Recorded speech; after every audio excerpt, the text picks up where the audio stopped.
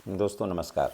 मैं हूं संजीत कुमार और आपने देखना शुरू कर दिया है बिहार टीचर पॉइंट। दोस्तों नियोजित से जो विशिष्ट बने हैं उनके समस्याओं को लेकर के उनके साथ कई तरह की समस्याएं हैं। वेतन विसंगति को लेकर के समस्या है, सेवा निरंतरता को लेकर के समस्या है, और उनका स्नातक ग्रेड में प्रोन्नति को लेकर के समस्या है। कई समस्याएं हैं जिससे जो विशिष्ट शिक्षक बने हैं वो जूझ रहे हैं। इन सब के लिए, इनके निराकरण के लिए बार बार आवेदन दिया जा रहा है, सवाल उठाया जा रहा है। शिक्षक संगठनों के माध्यम से भी आवाज़ उठ रही है कि जो विशिष्ट बने हैं उनका समस्या का समाधान किया जाए, ताकि जो सक्षमता परीक्षा दे करके बने हैं विशिष्ट उनको आत्मसंतुष्टि हो सके। लेकिन बार बार अनुरोध के बावजूद भी अभी तक समस्याएं धरी की धरी रह गई है। और यहाँ तक यह है कि जो विशिष्ट बने हैं उनका कई तरह का दोहन भी हो रहा है।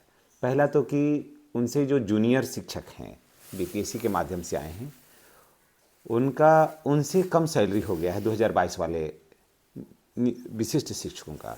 राज्य में नियोजित शिक्षकों एवं नियोजित से विशिष्ट बने शिक्षकों की समस्याओं के निराकरण के लिए माध्यमिक उच्च माध्यमिक शिक्षक संघ ने भी आवाज़ उठाई है कि संगठन के अध्यक्ष डॉक्टर गणेश शंकर पांडे ने कहा है कि पिछले 20 वर्षों से अधिक समय से जो शिक्षक जो हैं वो अलग जगा रहे हैं शिक्षा का, वो और उसके बाद वो विशिष्ट शिक्षक बने हैं, उन्हें ना तो उचित वेतन वृद्धि हो रही है और न ही उसका लाभ मिल रहा है, न तो वरीयता का भी लाभ मिल रहा है।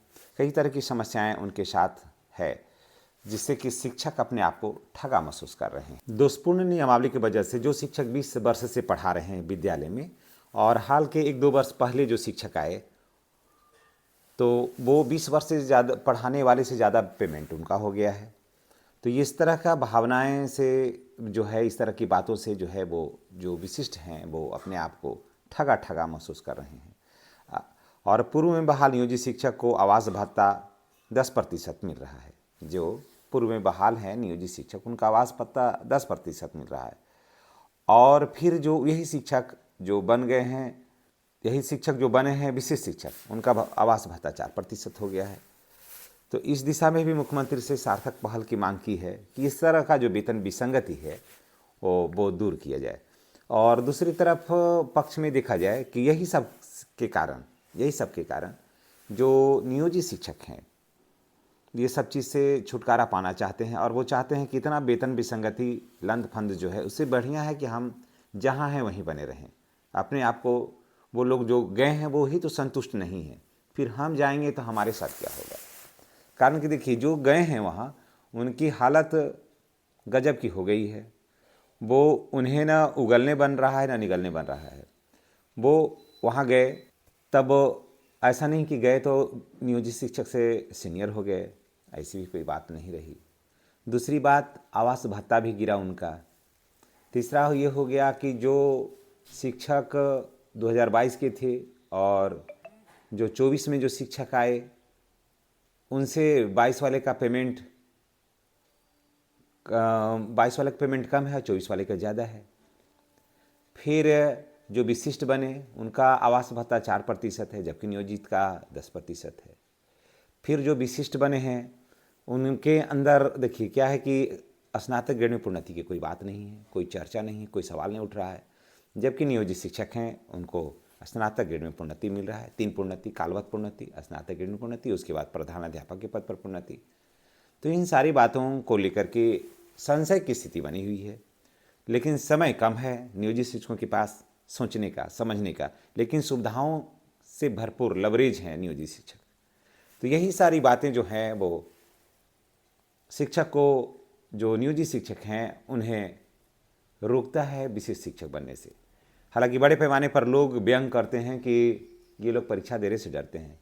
नियोजित शिक्षक परीक्षा देने से नहीं डरते हैं। वर्तमान जो परिस्थिति बनी हुई है, वर्तमान में जो स्थिति बनी हुई है उसका अवलोकन कर रहे हैं नियोजित शिक्षक, क्योंकि ये जो भी बचे हुए हैं वो हवा में चलने वाले नहीं हैं। ये सोच समझकर निर्णय लेते हैं, सोच समझ कर कुछ करते हैं। और पूरा बिहार का सिस्टम जो था शिक्षकों का संगठन का जो भी बात है, तो इन्हीं के लोगों के हाथ में था। तो ये कलम से भी मजबूत हैं, दिमाग से भी मजबूत हैं, और शारीरिक और मानसिक दोनों तरफ से ये अपने आप को काफ़ी सुदृढ़ महसूस करते हैं। तो इसलिए ये सोचते हैं कि ऐसी स्थिति में हम जाएं तो क्या होगा, और लोग गए, उन्हीं का तो फैसला हो नहीं पाया, तो हम जाएंगे तो क्या होगा, हमारी भी तो स्थिति यही हो जाएगी।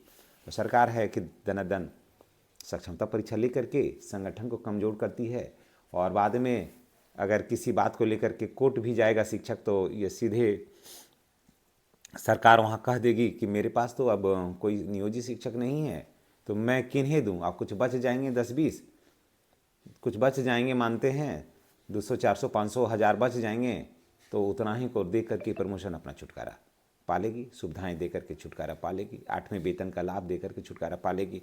जबकि ये 8वें वेतन का लाभ मिलेगा या नहीं मिलेगा, अभी तो कोई क्लियर नहीं है, सरकार का कोई स्टैंड क्लियर नहीं है। बीपीएससी वाले को के बारे में सरकार एकदम चुप्पी साधे हुए है। विशेष शिक्षक के बारे में कोई चर्चा ही नहीं करती है, कहती है कि अभी ये लोग प्रोबेशन पीरियड में है। तो गजब का स्थिति बना हुआ है। प्रधान शिक्षक के बारे में भी सरकार बिल्कुल चुप है। उनका क्या होगा, उनका जब प्रधान शिक्षक हैं, जब सीनियर हैं, तो फिर जूनियर से सरकार लाई है नियम कि जूनियर से सीनियर का पेमेंट जो है वो अधिक होगा, तो सीनियर बना के लाई है सरकार प्रधान शिक्षक को, तो उनका मूल वेतन ही अभी कम है। तो गजब की स्थिति है। इसलिए नियोजित शिक्षक को, अभी नियोजित शिक्षक के पद पर अभी ठहरे रहना ही ज़्यादा बेहतर है, और सरकार को चाहिए कि अभी सक्षमता परीक्षा अभी टाले, और जब तक वो सारी सुविधाएं वहाँ नहीं उपलब्ध हो जाए तब तक नियोजित शिक्षक जहाँ है वहीं रहने दे, और जब सारी सुविधाएं वहाँ से लैस कर दे तब फिर जितनी कठिन परीक्षा है ले, कोई दिक्कत नहीं है। लेकिन जो राजकर्मी का जो दर्जा है लेने के बाद जो राजकर्मी की जो सुविधाएँ हैं वो शिक्षकों को मिलना चाहिए, उनका जो वाजिब हक है शिक्षकों को मिलना चाहिए। तब गर्व से आदमी कहे या गर्व से शिक्षक कहे कि मैं विशिष्ट हूँ और मैं अब राजकर्मी बना हूँ। लेकिन ऐसे जब बने हुए हैं, जो विशिष्ट बने हैं, वो अपने आप को आज भी ठगा महसूस कर रहे हैं। दोस्तों, मैं यही कहना चाहता हूँ कि सोच समझ कर निर्णय लीजिएगा। अभी कहीं कोई रास्ता क्लियर नहीं नज़र आ रहा है। एक तरफ गड्ढा है, एक तरफ खाई है, जाइए तो जिधर किधर जाइएगा, है ना। इसलिए नियोजित शिक्षक को मैं यही कहूँगा कि अभी वेट एंड वॉच की स्थिति में रहिए, जैसा होगा बाद में फिर निर्णय लीजिएगा। लेकिन सवाल तो ये है कि आपके पास सब समय भी तो नहीं है जिसमें आप निर्णय ले सकते हैं। फिर भी अपने विवेक से काम लीजिएगा, जो भी होगा जैसा। और नियोजित शिक्षक भी बने रहते हैं कोई भी अगर, तो ऐसा नहीं है कि उनको कोई कठिनाई होगी। जब तक एक भी नियोजित शिक्षक रहेगा, कैडर जिंदा रहेगा, और सरकार को सारी सुविधाएं उसे देना पड़ेगा।